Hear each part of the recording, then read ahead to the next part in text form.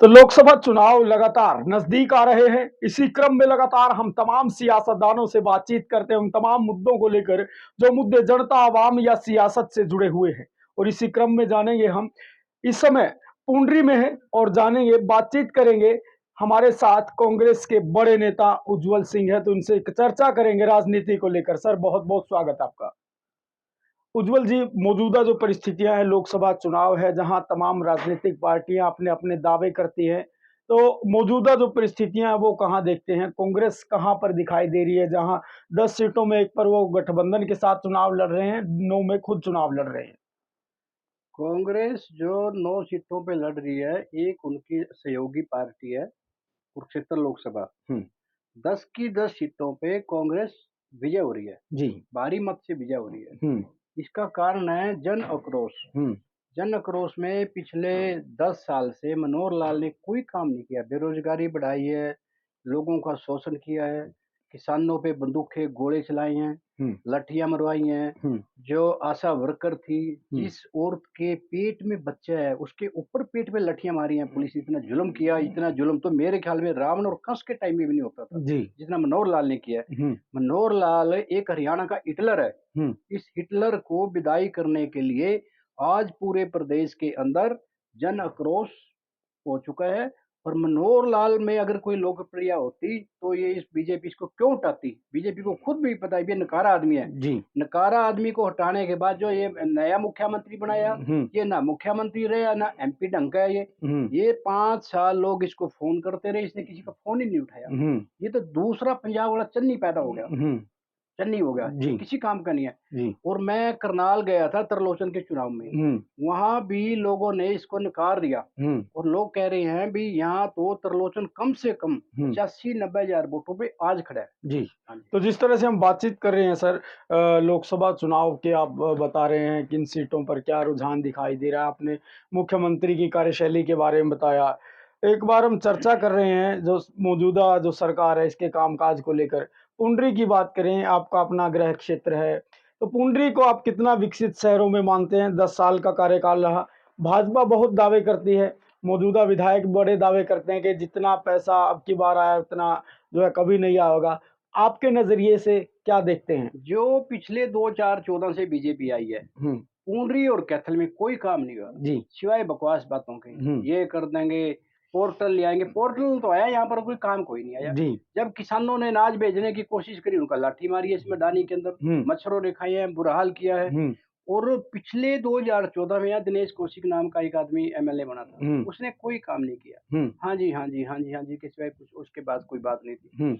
उन्होंने फिर इसको रणधीर गोलन बीजेपी का बड़े टाइम से नेता था, हम्म। इसको रगड़ने के पीछे लग गए वो। हम्म। इसको रगड़ने के बाद इसने आजाद चुनाव लड़ा। लोगों हम्म। ने इसलिए वोट दी थी भी ये हम्म। बीजेपी में नहीं जाएगा। हम्म। फिर भी गोलन का बड़ा दिल है कि हम्म। इसने बीजेपी का समर्थन किया और बीजेपी ने इसको कोई काम नहीं दिया, कोई इसकी अहमियत नहीं रखी। आज जो निर्णय लिया गोलन ने 2 दिन पहले, हम्म। ये इसकी जिंदगी का अहम और सबसे बढ़िया निर्णय था। यानी कि इनको तब भी अकल नहीं आई जब बीजेपी ने इनका टिकट काट दिया, फिर भी अकल नहीं आई। जीतने के बाद फिर बीजेपी को अपना कुछ समर्थन दे रहे हैं। मजबूरी थी, हालात थे और प्रदेश और के। फिर 2-3 बार इनको फ्लोर टेस्ट के लिए रखा। जिस तरह बैंड बाजे बाराती जो है बैंड बाजों वालों को लेकर आते हैं, लो जी अब बाजा बजा दिया, ढोल बजा लिया, अब आपका काम खत्म, आप घर जाइए। दुल्हन थी ही नहीं। हम्म। बैंड बाजा तो बजने का जब फायदा है, जब दुल्हन हो, दुल्हन तो थी ही नहीं। जी। इन्होंने इनको गुमराह करा हमेशा कि हम्म। तेरे को ये करेंगे, तेरे को ये करेंगे, तेरे को ये करेंगे। हम्म। और पिछले 10 साल में हमारी जो रोड कॉम है, रोड कॉम का जो नुकसान मनोहर लाल ने किया वो किसी ने नहीं किया। हम्म।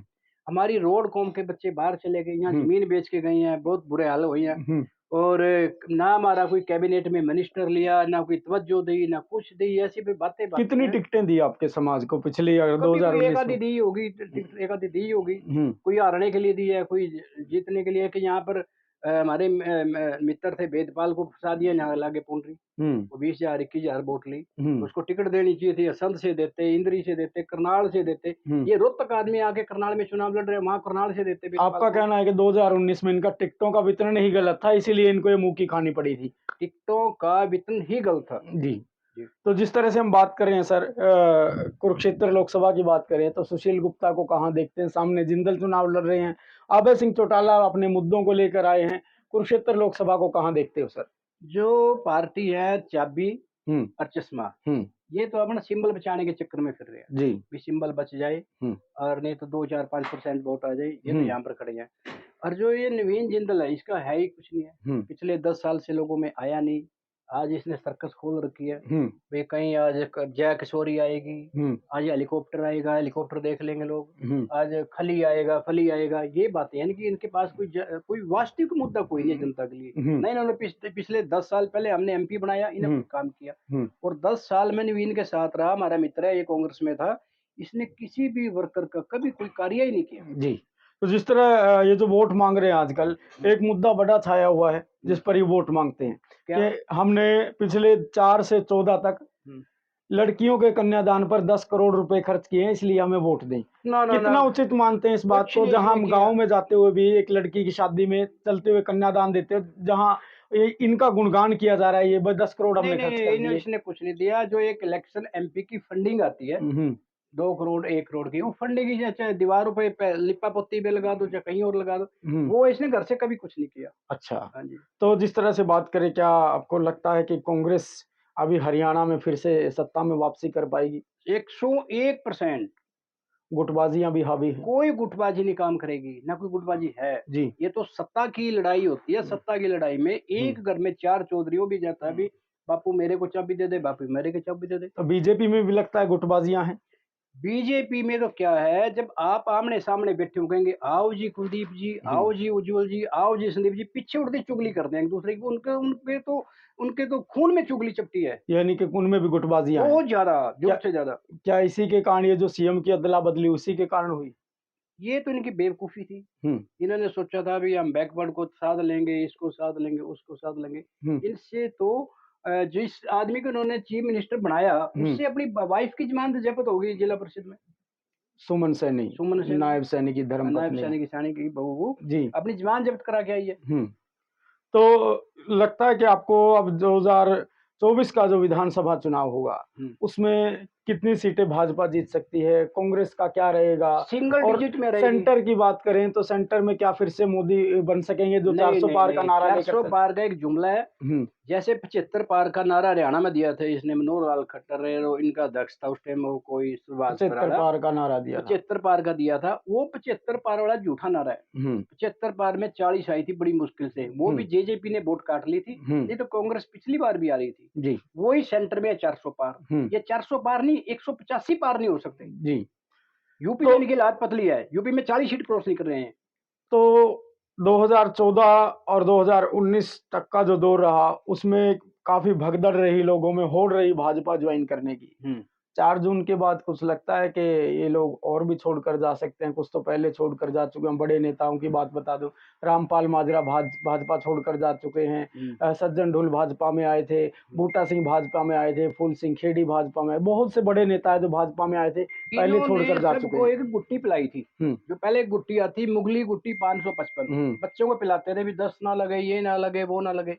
इन लीडरों को बेरा था भी इस पार्टी में अपनी अपनी पार्टी में असंतुष्ट हो रहे हैं, वहां ये इनको मुगली गुट्टी पिलाते थे। और उस मुगली गुट्टी जब लोगों ने देखा ये तो मुगली गुट्टी असरहीन है, तो लोगों ने छोड़ दिया इनका। जी झूठी मुगली गुट्टी थी, कुछ जी। नहीं इनके पास। वीरेंद्र सिंह भी छोड़कर चले गए, आपका पुराना तजुर्बा है, पुराना वीरेंद्र अनुभव है। सिंह मेरे दोस्त रहे हैं बहुत अच्छे। हम्म हम कम से कम भी वीरेंद्र सिंह के नाना सर छोटू राम मेरे दादाजी के पास आते थे। हम्म तो वीरेंद्र सिंह सच्चे अच्छे ईमानदार आदमी है। चौधरी वीरेंद्र सिंह को भी इन्होंने गुमराह कराया, कोई काम नहीं कराया, कुछ नहीं कराया, ऐसे आओ जी फोटो उतराओ जी, बस इससे फालतू कुछ नहीं। मंत्री था और गनमैन था, गाड़ी थी, चलती वलती नहीं थी उनकी भी कुछ। जी, यानी कि सबको कठपुतली की तरह रखना कठपुतली।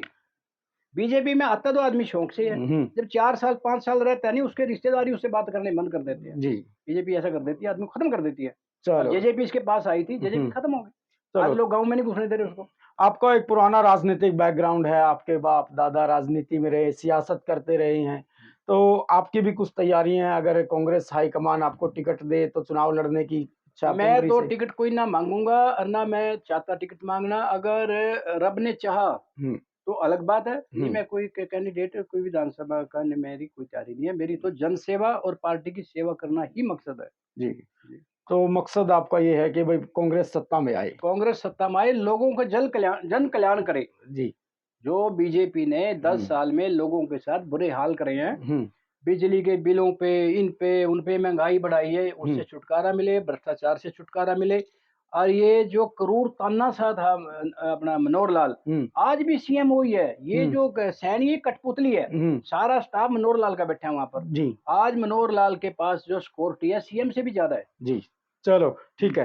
तो ये चर्चा कर रहे थे हम तमाम विभिन्न मुद्दों को लेकर। उन मुद्दों को आप कैसे देखते हैं, कमेंट के माध्यम से जरूर बताइएगा, क्योंकि ये चर्चा लगातार आगे भी यूं ही जारी रहेगी। विभिन्न मुद्दों को लेकर जो सियासतदान लगातार सियासत में हैं, उनसे अक्सर चर्चाएं करते हैं हम मुद्दों को लेकर। संदीप बागड़ी हूं मैं, कैथल प्राइम टीवी देख रहे हैं आप। सर बहुत बहुत शुक्रिया, धन्यवाद। धन्यवाद।